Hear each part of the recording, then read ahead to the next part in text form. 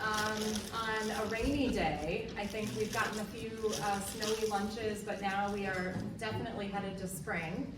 My name is Laura Grube. I'm an associate professor of economics at Beloit College, and I organized this Civics Academy along with Emeritus Professor Jeff Adams and Nick Damasis.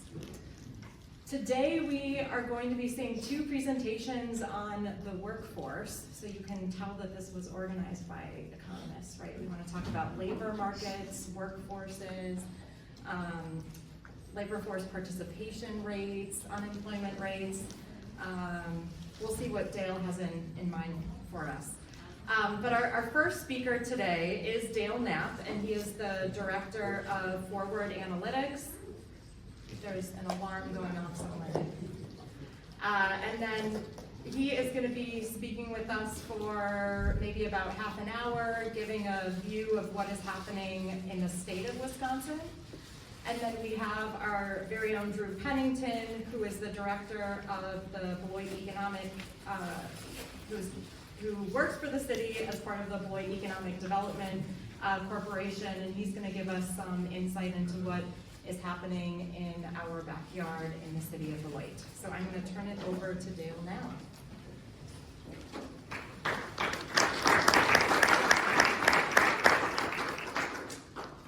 Thank you, Laura.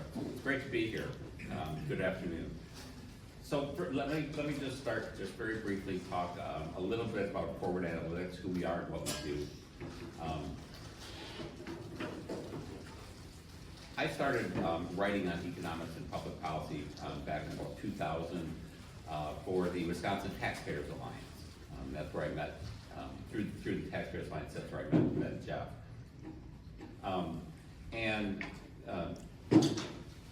We did nonpartisan studies on all sorts of issues, public policy issues, economics issues, etc. 2018, the Taxpayers Alliance merged with what was the Public Policy Forum, become the Wisconsin Policy Forum. And at that time, the head of the Counties Association asked me to come aboard the Counties Association and start a research arm. So we started that in 2018, and we do sort of that same thing. So we write about major public policy issues, economic issues, etc. And we do it in a way that is relatively brief and very understandable for the lay reader. Our target is the legislature and the lay reader, so we try to make it not terribly complex. It gets deep, but it's understandable. So one of the things that I've been writing about a lot, or I should say a theme that goes through a lot of what we do, is changing demographics. So when you talk about demographics, you can talk about sex and gender, race, education, marital status, age. All of these components are various demographic components that affect the economy in very different ways. But what we've been focusing on is sort of this overarching demographic challenge that we've had, and really a lot of the country has, and that is age. So we're going to look at various components of age and age cohorts, etc., and how they're affecting our economy. And what it goes back to, essentially, is this. This is the number of births in the state going back to 1927, and obviously you can see in the orange the baby boom generation that went when they were born 1946 to 1964. And you can really see what an outlier it was. 1.71 million births, 64% more births than the prior 19 years. The post-baby boom 19 years, 20% fewer births. So they were this real outlier group. So one of the things that I want to go through first, so we've written a lot about how the baby boom has been affecting our economy.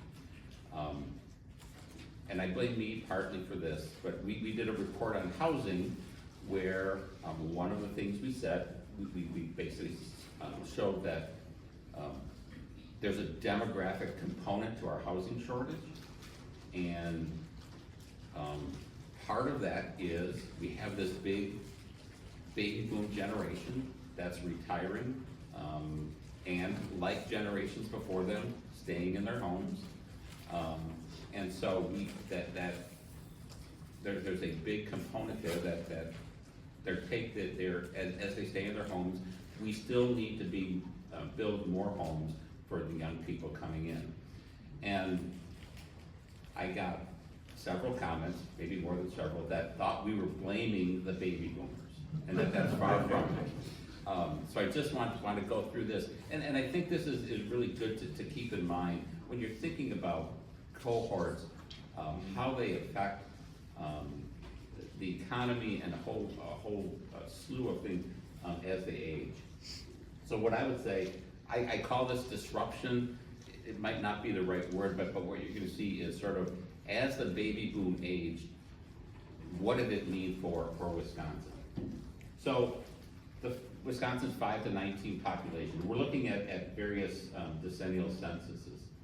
So 1950, the oldest baby boomers were just 4, so they weren't in the school system yet. By 1960, you had a big chunk of them.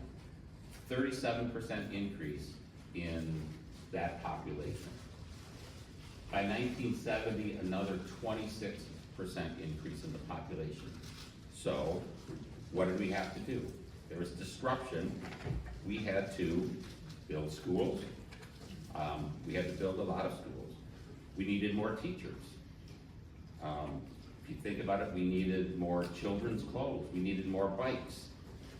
We needed more bedrooms and larger houses, and a lot more. So there was a lot of disruption in the starting probably in the late 50s, 60s, and 70s, because that generation was aging into those years. We look at the 20 to 24 population. This you think of this is college age essentially. Again, you see the same thing. Between 1960 and 1970, a 50% increase in this age group. What did we have to do? We did a lot with the university system during the 60s, and in the 70s, again, another 34%. So there was disruption in terms of higher education. Compounding that was, as we got to the 70s, especially and later, not only were there more people, there were more of them, a bigger percentage of them were going to college. So there was a big disruption that we had to deal with in terms of our university system.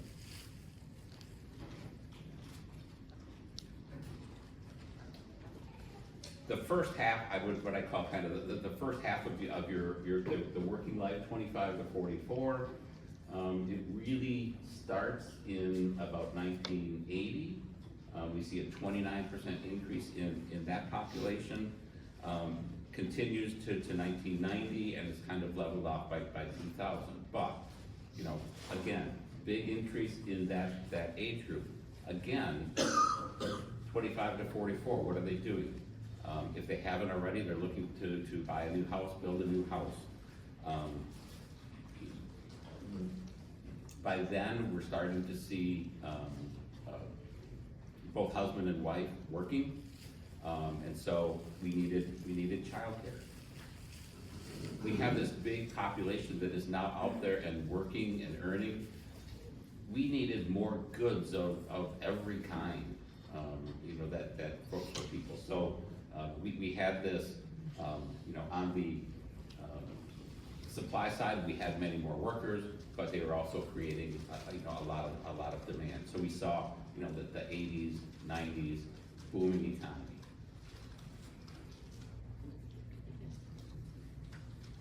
Then we moved again to what I call the second half of working life, sort of that same thing.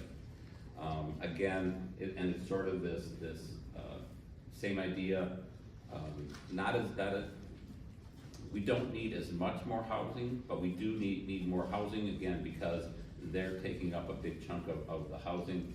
We need more housing for young people as they grow. Again, this is peak earning years. So you get more demand for quote unquote luxury goods, etc. So as that big generation aged, we saw a lot of disruption. So the disruption that's happening now, I'm going to say is not unusual. It's in a different form, but it's something that's happened, and it's not. I'm a baby boomer. It's not our fault. It's just that it's about the size relative to the generation before them and the generation after them. So where are we?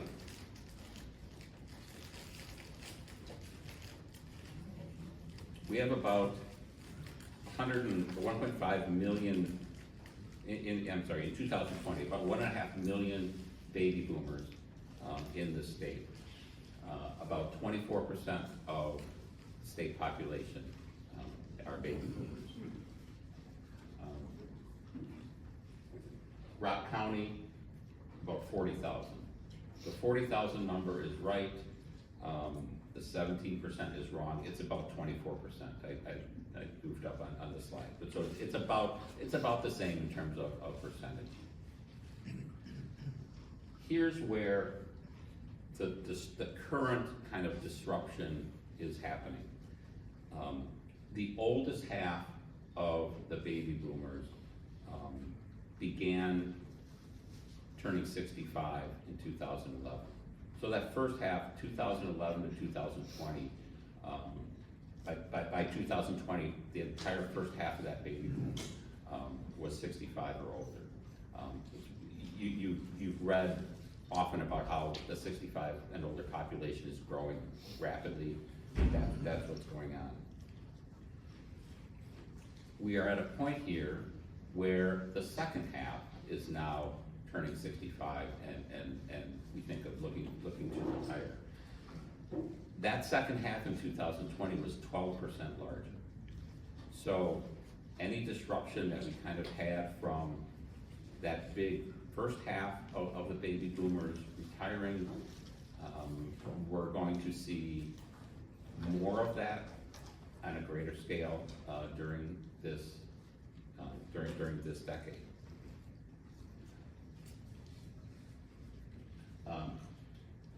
As we saw earlier, the generations coming after them are generally smaller. So we have a big cohort retiring. Think about the young people now coming into the workforce. It's a much smaller group. And that much smaller group is being exacerbated by declining birth rates. Since 2007, the number of births in this state has declined every year but 2. The number of births, and this is, when I tell people this, they're just blown away. The number of births in 2023 in Wisconsin was the fewest births since 1942. Think about the population in 1942 compared to now. So this has been going on for a while. We're going to be seeing that generation now, over the next 15, 20 years, begin to move into the workforce. Much smaller than not only the baby boomers, but even the generations after them. So what's the result? We have worker shortages all over the state. So that's sort of that first impact now that we're seeing. I don't want to brag, this isn't about bragging, but this is something we're seeing everywhere. We knew this was going to happen. We knew this was going to happen. In 2004, when I was with the Taxpayers Alliance, Todd Berry, president then, and I wrote a piece called Wisconsin's Future 2015 and Beyond. Couple of things we said there, and there was a couple of things we got not perfectly right, but we said the number of state residents working age 20 to 64 is expected to rise till about 2015. Over the following 15 years, ending in 2030, the working age population will decline by about 85,000. We just did a study a couple years ago. That number is now somewhere between 130 and 200,000 of a decline during this decade. We said growth in Wisconsin's workforce is expected to stagnate between 2010 and 25, which we're seeing. The demand for workers is projected to outpace labor force growth, resulting in recurring labor shortages, and the state's unemployment rate likely reach record lows, possibly falling between or below 3%. When we think about unemployment rates, we sort of think of 4% as the kind of natural rate where there's full employment. So in 2004, when we're writing about unemployment rates kind of permanently to some degree falling to 3% or below, that's kind of unheard of. But that's what we're seeing in the state over the last several years. We're seeing unemployment rates around 3% or so. So let's talk about labor force first. So let me first sort of define what we're talking about here, because people sometimes don't understand what we're talking about. So first of all, we're talking about the what we call the civilian non-institutional population. So if you're in the military, if you're in prison, you're not counted in terms of the base population. And you have to be 16 or older. So we're talking about 16 and older population, civil, non-institutional. That's the base. So to be in the labor force, you either have to be working or looking for work. Unemployed, you're not working, but actively seeking employment. So if you're unemployed and you're not looking for work, you're no longer considered to be part of the workforce. So you have to be looking. If you're on layoff, awaiting recall, you're not looking, but you're counted. So there are some parameters. So that's what we're talking about in terms of labor force. Then we talk about participation rate, which we're going to talk about here. So that simply means of this base population that we talked about, the 16 or older non-institutional population who are actually working or actively looking for work, okay? And that's going to be a key number where we're going to see some, I think, kind of troubling changes. So with that kind of backdrop, what's happened to Wisconsin's labor force? So we go back here to 1990. 1990s, strong labor force growth, almost 2% a year. That's strong for Wisconsin. Driven by a lot of young people coming into the workforce. We still had the baby boomers. We also had significant in-migration into the state. It was the last decade we really had significant in-migration to Wisconsin. All of that boosting Wisconsin's labor force. After about 1997, it began to slow down. We got to by 2009, we got to the Great Recession, which affected it. But you also had, in the late 2000s, you had the oldest baby boomers approaching 65, and so you were seeing some of them retiring, especially after the recession, getting laid off. They just decided, okay, we're not going to be in the workforce anymore. We're done. So you saw some of that, but you saw that slowing growth. In the third segment there, you see really the impact of the oldest baby boomers leaving the workforce. The workforce really flattened out. That's why we were able to look at in 2004 and say, this is what our population is going to look like. We know this baby boom. We know kind of what happens when you turn roughly 65. We're going to see that workforce flatten out. Since 2017, it has generally declined. We've seen an uptick in the last couple of years, and we'll talk about that in a second.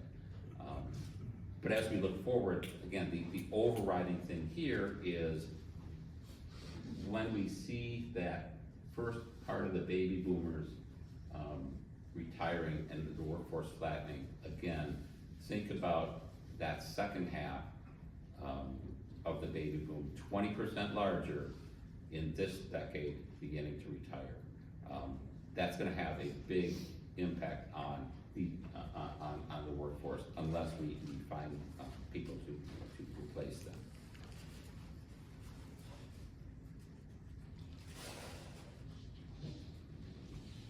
There have been a couple of positive shifts and a couple of negative shifts in terms of participation. So remember, this is the percent of the population, what we'll call it, that is actually in the workforce. Now, as we have this baby boom aging past 65, we have a natural leveling off or even decline in the overall labor force participation because there's such a large group. 65 and older, our participation rates are generally 15%, maybe getting up to 20%, whereas when you're 45 to 65, your participation rate is 80% or so. So there's going to be this natural decline in the overall participation rate.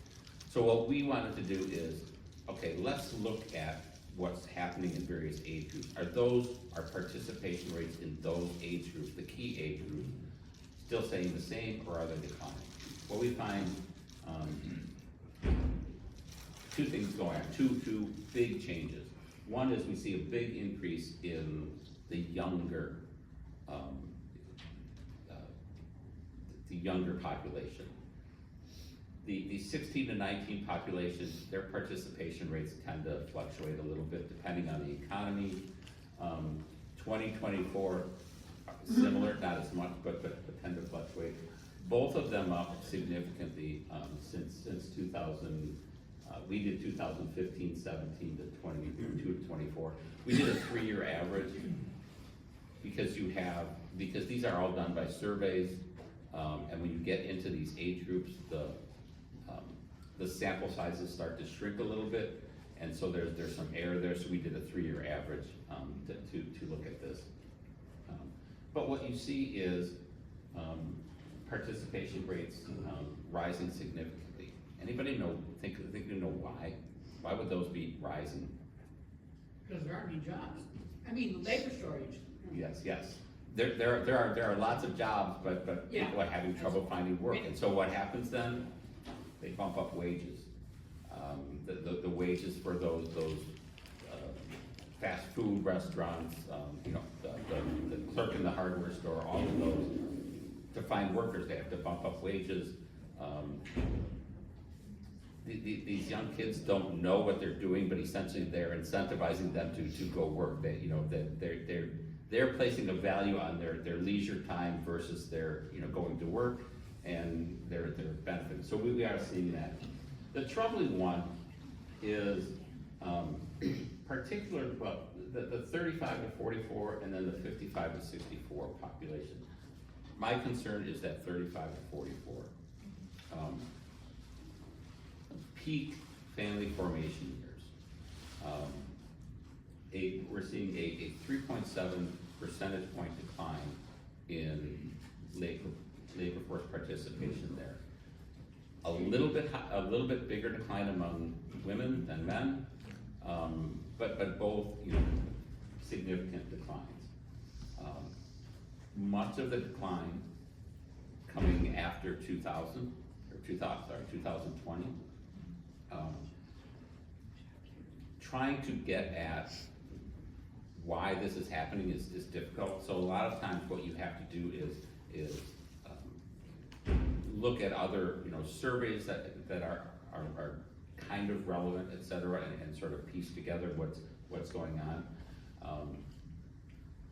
One of the things you find nationally, well, let me just step back. This is an exception from the national. The national numbers don't show this decline. I have not been able to look at state by state yet, but it's not showing up in the national numbers, which surprised me. But what can you attribute it to? Well, there are some surveys, et cetera, out there that point to some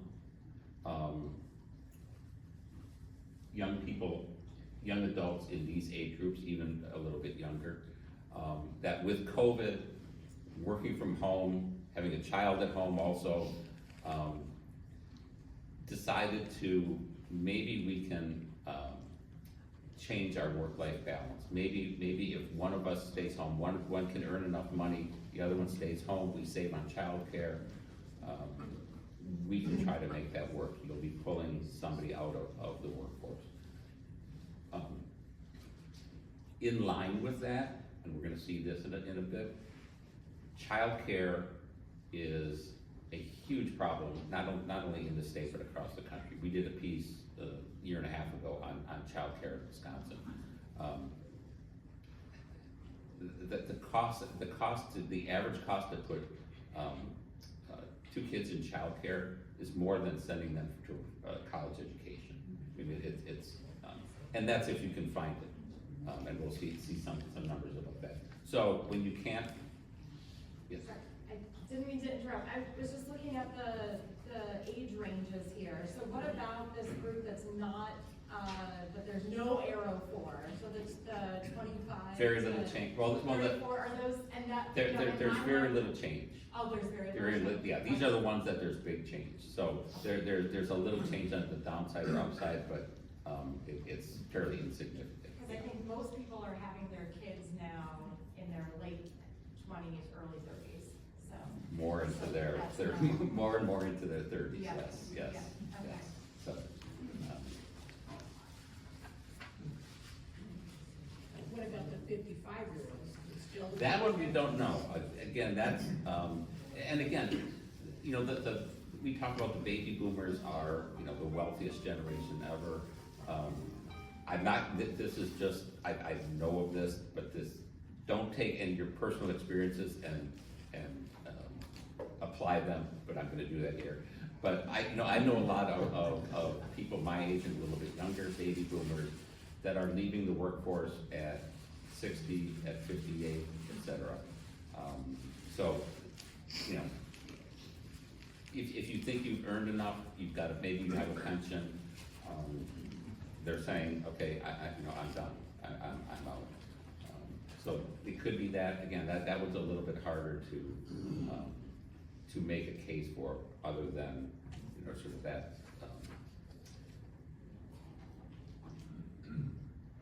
personal experience, I should say. So one of the things I get asked a lot is, okay, we have this workforce, this big workforce problem. Why don't we just, bring more people into the country, or why aren't we attracting more people from other states? As I said, Wisconsin, in terms of migration, was, when we talk about migration to Wisconsin, we're talking not only about international migration, but we're also talking about bringing people from other states. When you're talking about county migration, you're not only talking about migration from other states and other countries, but also other counties maybe in Wisconsin. So when you talk about migration, you're talking about slightly different things in all cases. But One of our challenges is, again, we did very good on migration in the 90s, and that has really tapered off. And it has tapered off until recently. And so this is net international migration into Wisconsin and into Rock County. So I put in, some years before 2020, after 2020. It's hard to get the migration annual numbers on census years because it's a technical thing, but essentially when you get to the census, the way they report them, it just makes it difficult, but it's irrelevant here. But what you see is essentially, the state we were seeing, 3,000, 8,000 net, so that's in minus out, migration into the state. Over the last 3 years, averaging almost 20,000. Same thing, Rock County, bigger numbers. Now, if these are migrants coming from the border with no documentation, it's hard to get them into the workforce. So that doesn't immediately solve the problem.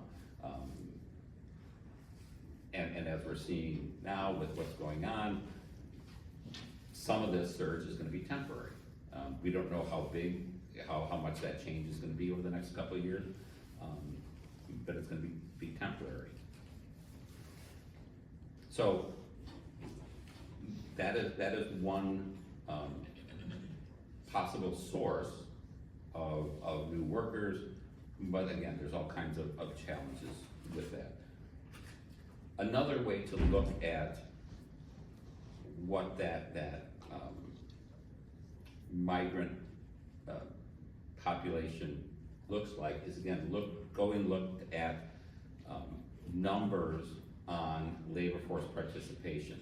So they break statewide, they break down labor force participation in age groups, in white, Hispanic, Black, all of these various categories.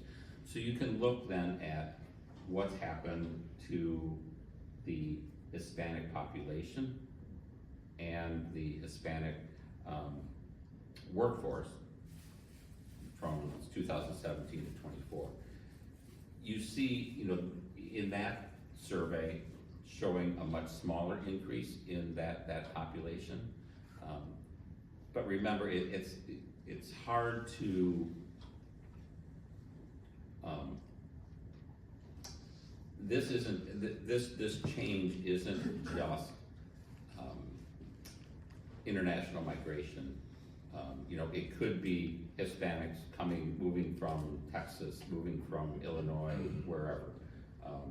So again, there's no perfect way to measure it, but I will say the one thing, and the problem is the issue at the border has become a roadblock, and it has for decades, to do any kind of international migration reform. As long as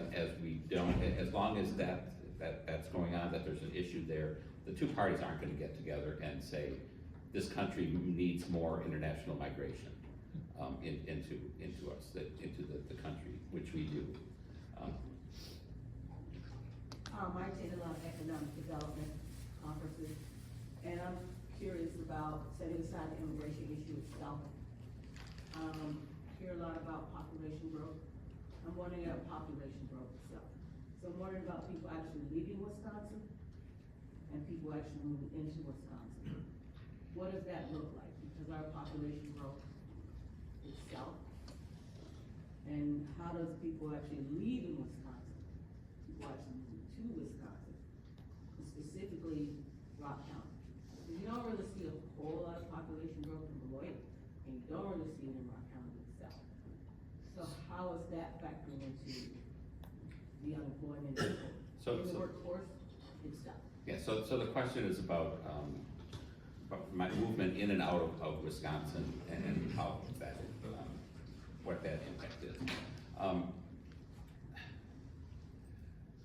Unfortunately, we don't have a data set that says, oh, you've moved to Wisconsin, where are you coming from? You know, why are you moving here? All of the things, or you're leaving Wisconsin.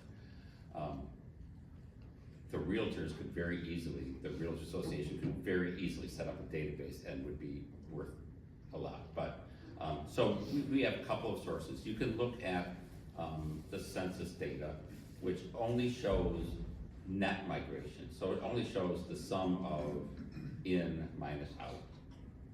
That helps a little bit, and in that case, you know, we're seeing decade by decade, on net, fewer people coming here than leaving. That's the same in most counties. Dane County is an exception. A couple other counties are exceptions. You can also use the IRS data. As they track migration based on where you're filing from. That has some issues, but that tells us we're losing people, and especially now with the baby boomers, but we're losing people to Florida and Arizona and Tennessee as they retire. We're gaining a lot of people from Illinois. We're generally gaining more people from Minnesota than we're losing to that state. And there's another data set that I think is really important. There's a new study out a few years ago where they put together this data set with IRS data, Census Bureau data, and tracked young people where they lived when they were 15 and where they lived when they were 25. They were able to do that, and they let people have the database. So what we found is, for that population, that young population, we're a big net loser to places like Denver and San Francisco and Los Angeles and New York and those big cities. We don't have that big city. We have Milwaukee, but that's not as big as where these young people are going. And we're mostly a net gainer from states around us. We're not a big gainer from places far away. And I think that's a problem because people don't really know what Wisconsin is when you get past the border. So it can tell you something, but I think that the net is, and we're gonna get to this, I think, at the end here, but the net is that we need to bring more people into this state and into all of our counties. The good news here, despite the worker shortage, we have seen business growth. These are establishment growth, so if a business expands to another county, that counts as another establishment. It's still one business, but it's whatever.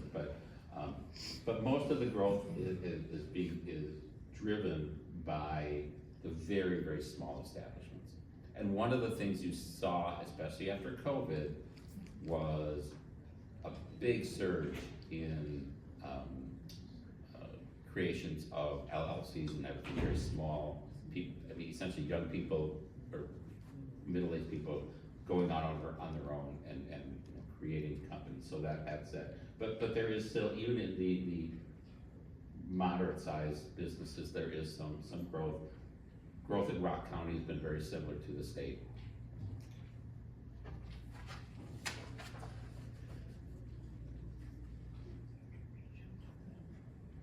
So this one I think is critical. So we talked about the labor shortage. One of the things that's going on here is wages are being pushed up from the bottom significantly.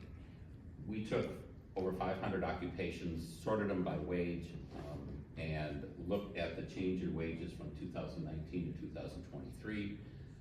And as you can see on the right, you know, 30% growth at the bottom, 15 to 16% growth at the top. For me, the way to explain that, Simply at the bottom, you have occupations that don't require a very particular skill that you need to go to school for, et cetera. As they can't find workers, you know, everybody's expanding their pool of workers. And so people are easily able to move up to higher paying jobs. And this is where it gets a real challenge. These are occupations in those low wage areas. Child care workers, home health, nursing assistants, all of those are critical for our state. And yet, despite significant increase in wages, we're losing them because they can go find work in other occupations that might be less strenuous. I put the waiters and waitresses and fast food workers. Despite big increases, we're seeing declines. We're seeing that in restaurants you know, across the state. So let me finish with this. So that's kind of what's going on. What does the future look like? Let's get to the vote. So this is the prime working population over the next 30 years. 25 now, it starts in 2020. What you see expected, 8% decline statewide, 15% decline in Rock County. I will tell you, we're gonna be off on those numbers. They're not gonna be exactly that. But again, just like we did in 2004, we can predict kind of the general trend unless we do something about it. And so all of these workforce challenges over the next 10 years, 15 years are just going to get worse and worse and worse, which is a challenge. And we look at that 15% in Rock County, but you're looking at 30% declines or more in some northern counties. So let me finish. How do we fix this? We have to bring more people into the state, one way or another. We have the money to do it. We have a $4.5 billion surplus that we're not using.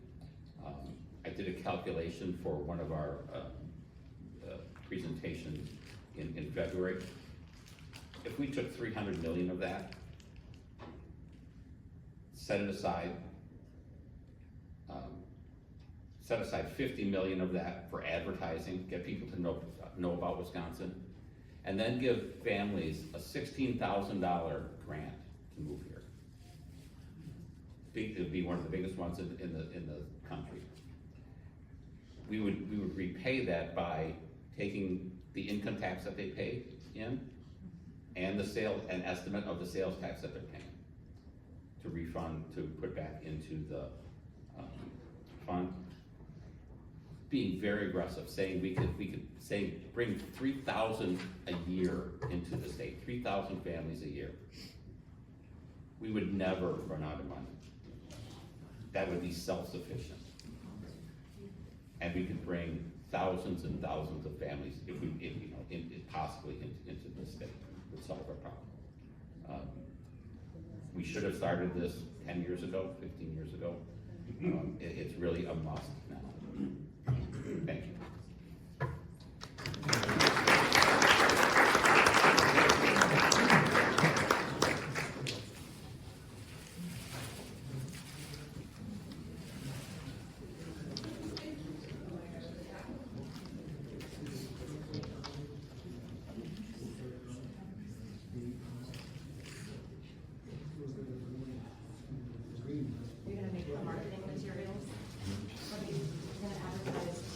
Beer, snow, that's the, People know about it.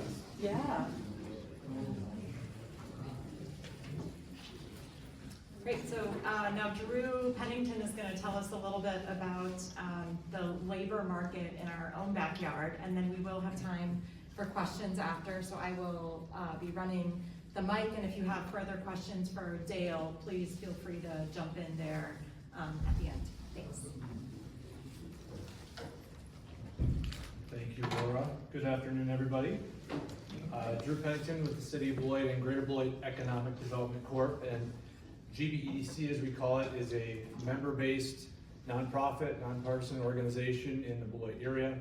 Our mission is really to bring more businesses to our area and to help those that are here expand and retain the jobs they already have. We have 70 plus investors, for-profit companies, nonprofits, local governments and school districts and so forth. So happy to be here with you. So wanted to take a quick snapshot, look at our area. Greater Beloit, as we define it, I'm defining that based upon our members. So City of Beloit, our surrounding townships in Wisconsin, Clinton, and South Beloit, Illinois, about 57,000 people. There's a separate kind of construct called 10 Mile City you may have heard about, and the college, Beloit College has helped us keep a 10 Mile City report active. That's a little bit broader, that's if you look 10 miles from downtown Beloit, that's about 110,000 people. But for our purposes today, I looked at our membership in GBDC, which is 57,000, median age of 57. We've got about 20,000 of those folks are employed. And as far as the jobs that are within our borders of our organization, about 25,000 jobs from 2,200 businesses. Looking specifically at the City of Beloit, 37,000 people. This has been flat for 50 years. It's been pretty much the same for 50 plus years. We are projected to grow very slowly 70 years. over the next decade. Instead of 2024, it should be 2045. So projected to get almost 38,000 people by 2045. We are more racially and ethnically diverse than a lot of our peers. It's certainly more so than the state and the county as a whole. 21% Hispanic or Latino in 2021. We are, and going back to Dale's slides, we are younger, or I would say less old than the state, which is working in our favor, right? Average age is just 34 versus 40 for the state and county. We have 26% of our population under age 18. 13% of our population is over the age of 65 versus 17% for both the county and the state. Our average household size is 2.5. That's shrinking elsewhere across the country. We are holding steady at 2.5 per household. We have a mismatch going on in the jobs that are here and commuting patterns. So we have about 4,500 workers that live in the city and work in the city. We have about an equal number of people that every day wake up in Beloit and commute elsewhere for jobs. Another 12,000 live elsewhere, commute in for jobs. Huge income differentials. If you look at that breakdown, the folks that are living here, waking up here and commuting elsewhere are making far less than the folks that are living elsewhere and commuting in. Just for example, the median household income in Rockton, Illinois is literally twice the median household income in Beloit. And you can see that pattern in play. We use our highway system as a recruiting tool when we're trying to get businesses here. The multiple interchanges, the expansion of the main interchange with 81 and 43, we use that as a tool to try to attract industry, but there's no question that it cuts both ways. It also encourages a lot of commuting, and you can see that in our Gateway Business Park. So I wanted to talk today really about some efforts that are underway to grow our own workforce, to increase the access that kids in Beloit have to high-paying careers, keep them here, keep them engaged and employed. So I wanted to really focus specifically on the work of all of our partners. I'm going to talk a lot about the Business Education Committee. This is formed between the GBEDC and the Chamber of Commerce, and really involves a huge cross-section of the community, different educational and business partners, whose mission is really to engage with businesses and schools and create more opportunities for our students. There's a variety of pictures of different efforts around the community, and I'll call them out if they're mine. This one, for example, is a picture of the USS Beloit crew meeting with the Navy JROTC program at Lincoln Academy, which is one of the, I think it was the first in the state. And they, you know, after this picture was taken, maintained that relationship and ended up presenting the colors at the commissioning of the ship. So cultivating some cool partnerships like that. Wanted to start to talk about all the great things happening at Black Hawk Tech College. They are, in many respects, the secret sauce going on in the community.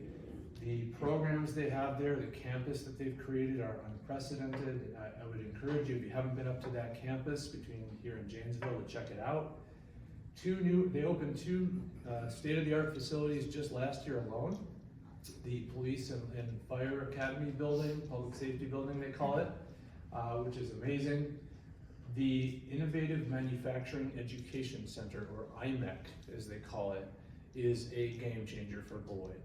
That facility, those training opportunities were up in Milton, which is very inaccessible for your average Beloit high school student.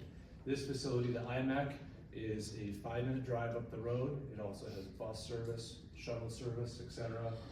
It is a state-of-the-art facility that is designed to be like a modern production building. So when you walk in there, it looks and feels like a manufacturing business. That's by design, right? So they have a huge range of classes they operate, including robotics, welding, HVAC, magnetic technology. They have sponsorships through their foundation that are so kids coming out of Beloit, Clinton, South Beloit are getting scholarships, in some cases full rides to pursue manufacturing as a career. So it's really trying to flip that narrative about what a career in manufacturing is. They also led the creation of what's called the State Line Manufacturing Alliance, which is a group of probably 120 different businesses that have agreed to collaborate and try to boost the image, the reputation, the attractiveness of careers in manufacturing. So they do a lot of cool things, including scholarships, including signing days, celebrating kids that are going in, finishing high school and going into the trades. They also do accelerated industrial maintenance programs in the summer with high school students, offering earn and learn type of opportunities. So some pictures there from those ribbon cutting ceremonies for those two facilities. Huge credit to the Southwest Wisconsin Workforce Development Board. They run the Youth Apprenticeship Program, or the YA program, in our area. This is just the main cohort this year. 231 students from 9 schools that are earn and learn opportunities. So they may go to class for some of the day, then they go work in an environment and are getting paid for that. 14 different career clusters, and they're expanding every year. So Dana Likeness with that entity does a lot of great work for Beloit kids. Craftsmen of Character.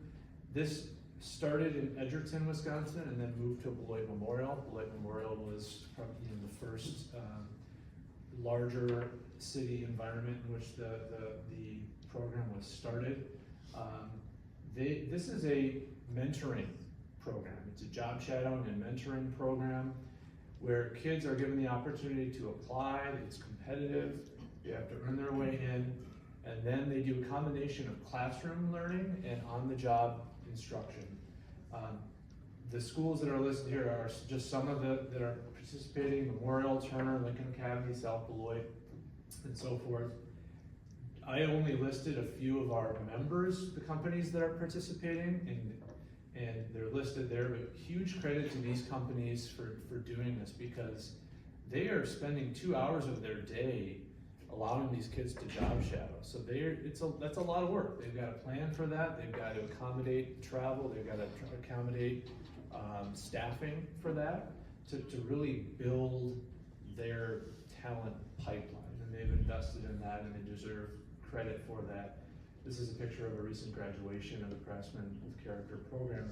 But this is really teaching kids some of the skills that they'll need to be successful in life.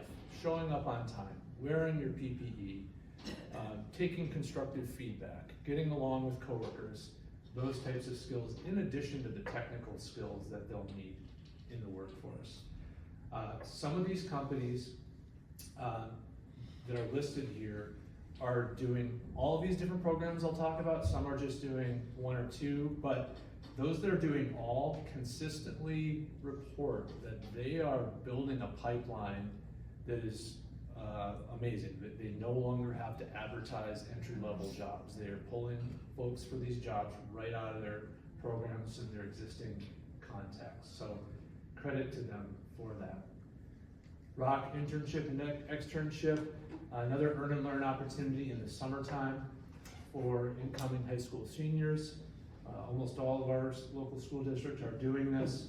50% is paid by the employer, and then the other half is covered by Rock County. James Ottersheim with the county is heavily involved in this. Wide range of different career pathways. They always have to turn kids away because there's not enough opportunities for the number of interested parties. Last summer, 35 interns placed in 21 different places of employment.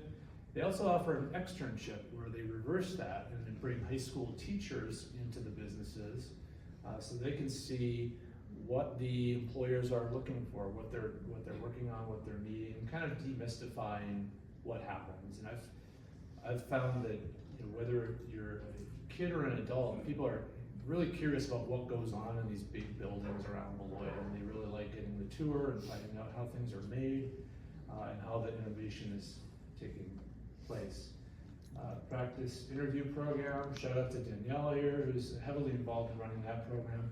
Practice interview program is a partnership between, and Rick Barter in the back, heavily involved as well. Partnership between us and the chamber as well, and local employers like Culver's that donate gift cards. But what this is volunteers sign up to go into the classroom and into the libraries, frankly, to interview students for this program. They're typically 10th or 11th graders, and it's teaching them how to create a resume, how to interview, what to say, what not to say, some of those soft skills again, demystifying that interviewing process to build their confidence going into the interviews. And the volunteers, without fail, the volunteers that participate in this always come out thrilled with how it went, and the students do as well. So they're coming up at Memorial in April, and so the volunteer window is now open. So if you're interested and you haven't heard about it, let me know, or see Rick or Danielle, and we can get you set up for that. All the high schools are doing this. They may call it something different. They may call it mock interview, but they're all doing it in some shape or form. Wanted to touch on Beloit Memorial. Beloit Memorial, their career and tech education programs are definitely ahead of the curve. They have other schools coming to them to find out what they can implement in their schools.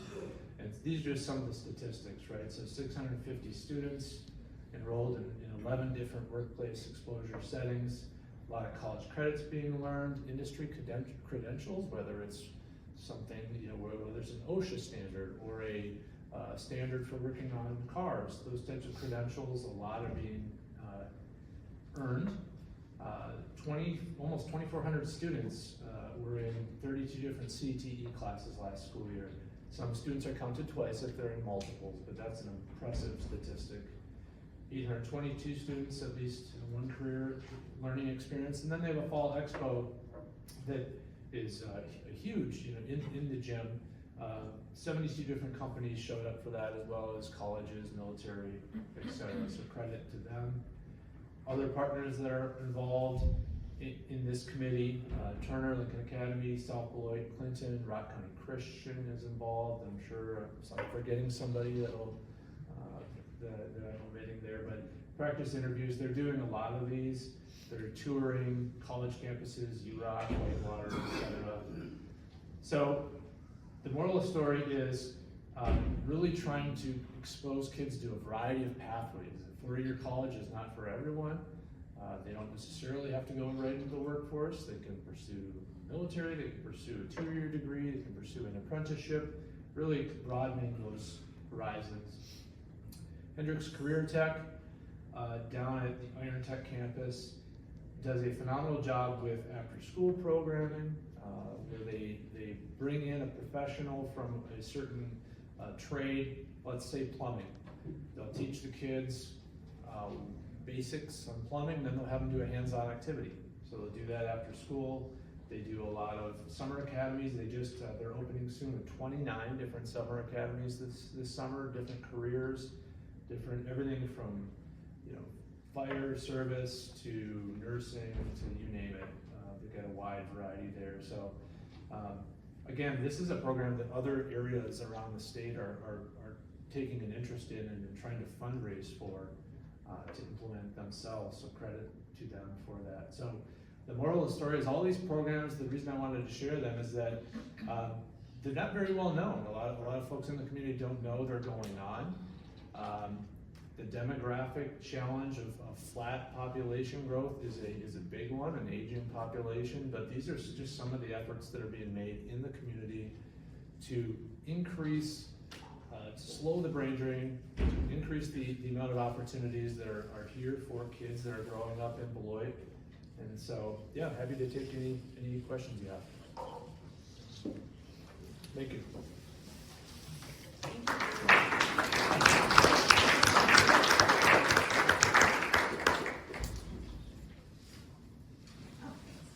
Hi, I just have one question. I know that you mentioned some of the businesses that you partner with. How many of those businesses actively talk about offering H-1B sponsorships? And I ask that because I feel like it might be a missed opportunity with the amount of international students that we have at Beloit College and maybe some of the residents that we have here in Rock County that might need sponsorship in order to stick. And so I was just wondering if that's ever part of the conversation. It hasn't been a big part of the conversation at that committee level. Beloit College is involved with that committee, but it hasn't been a big part of the conversation.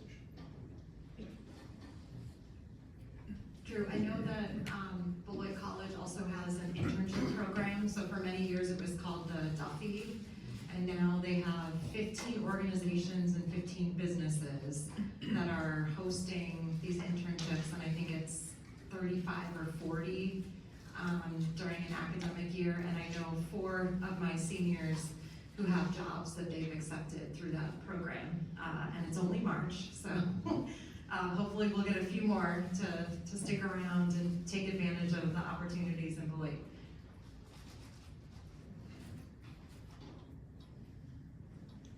Drew, could you go back to the slide where you showed 11,000 people work here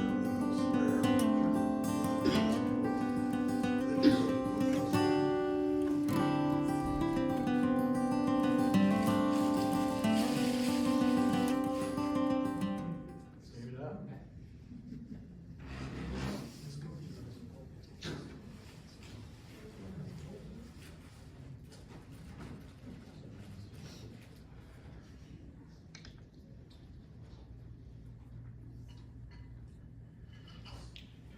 So we're coming from the City of Beloit, not your, or, and again, could you repeat the income numbers? I found that startling.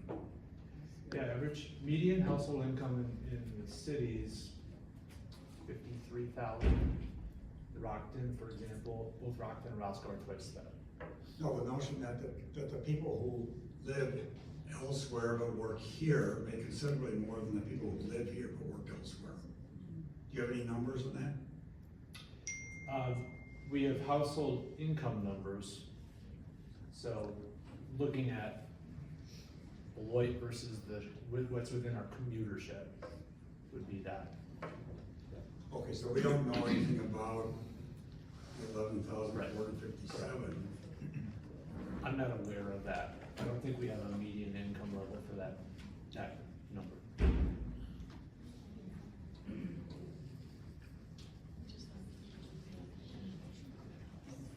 True. How many jobs have been created in Beloit in the last, let's say, 50 years? 50? I don't have that. I think we could pull it from you know, to 2,000 forward reasonably. My guess is that almost all of them been created east of Turtle Creek. Probably right. Although downtown, there's almost as many people working at Ironworks now as the Beloit Court closed. Not quite, but almost. I had a question for Dale, if it's starting with, income averages, were those local, state, or national averages? For the wages? Yeah. That was Wisconsin. Wisconsin, yeah. Yes. I have a question too. I'm curious, there are so many different activities that are happening in Beloit to try to maybe affect the labor force participation rate of those young people here. Do we have any indication on which of those programs are effective and what is the employment rate or kind of outcomes of students that are coming from our area high schools? Do we think that those outcomes have improved because of these? Well, the Workforce Development Board could probably tell you of the YAs, how many are going into a registered apprenticeship. I'm sure that they have that data. I think if you were to ask our friends at Blackhawk Tech, they would like to see far more engagement from Beloit and Janesville students coming there than they're currently seeing. Dale, I have a question for you. You were remarkably apolitical in that delivery. To what extent are our local, state, or federal officials aware of some of this demographic stuff, and how often do you get an audience with them? So state officials, they know about it. We've written about it. When I was at the Taxpayers Alliance, we had conversations with legislative leaders, et cetera. At the counties now, I have even more access to legislators, and so they know about it. And I will say there is finally, at the legislative level in Madison, there is finally some interest in doing something. What it's going to be, I don't know, but there is an interest in creating incentives or doing something to, they realize how bad this situation is. The federal level, they're aware of it, but it's not, there's not a lot that they can do nationally, because it's, like Florida isn't worried about this, Texas isn't worried about population, they're sort of, it's mostly the north, that this is hitting, so it's more of a local issue, state issue. One more for you, Dale. Do you have any insight into the number of people that are not looking for work from a year-to-year basis? Is that number growing? Is it staying the same? Kurt and I are. Yes.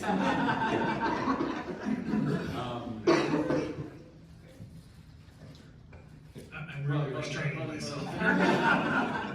Essentially you get it from the participation rates. So, like the 35 to 44 population, participation rates were around 85%, 82% or something. So you'd have 18% aren't looking.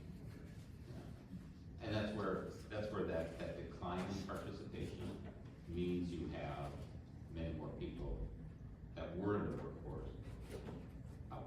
And I'm not with that decline.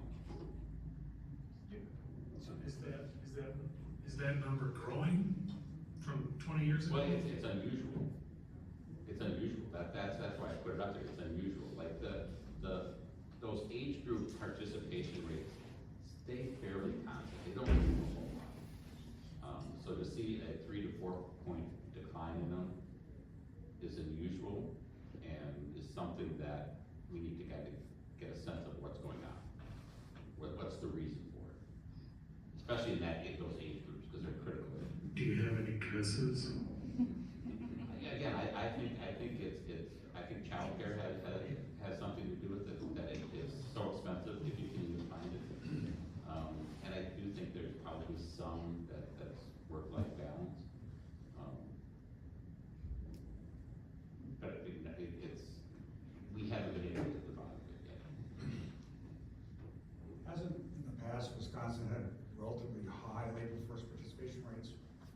Yeah, we've battled with Minnesota for number one for years, so we're typically a top 5. The challenge is, so ours is naturally going to decline faster than the nation because we have an on average older population, so than a lot of other places, so we're gonna be dropping in terms of the overall number out of the top 5, out of the top 10. So you think there's life situations that are causing people to not actively be employed versus some incentive to not work? That, and again, that's only, it's based on circumstantial evidence. Right. So, yeah. I mean, for example, when we looked in the 90s, when we looked at migration in the 90s, we had really strong migration, and the bulk of that was in the 25 to 45-year-old group. So that's family formation years. So what can you, we don't know why we moved here, but what do you say? Well, we have great schools, we have relatively low crime, we have a lot of recreation opportunities, etc. That's probably what was driving a lot of it, but there was no way to know exactly what it was. I think we have time for one more question. Well, Laura asked about what kind of evidence there is that any of these programs are working. So anecdotally, the practice interview program that Danielle and I kind of run at Turner and Wade Memorial, employers who do the interviews at the high school tell us that these kids are so much more prepared than people coming in off the street.